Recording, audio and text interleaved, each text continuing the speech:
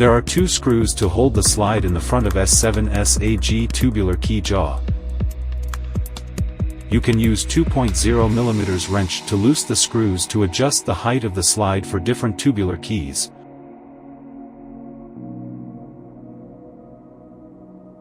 Move the slide down for SAG tubular keys while move the slide up for general tubular keys. This video shows how to cut the SAG tubular keys. Firstly, move the slide down and tighten the screws.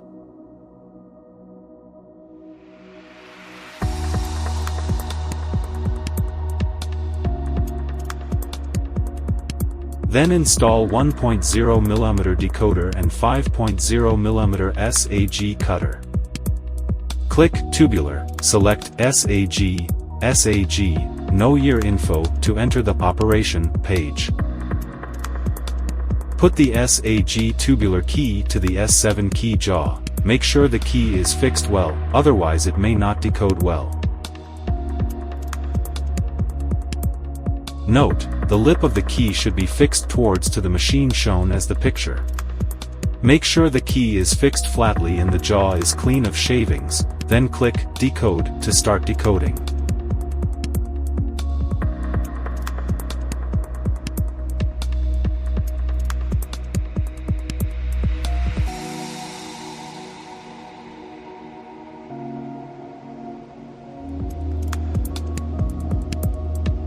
After decoding, put a new key blank to the S7 key jaw.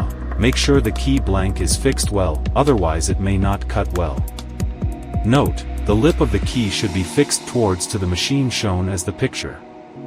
Make sure the key blank is fixed flatly and the jaw is clean of shavings, then select 5.0 mm SAG cutter and click Cut to start cutting.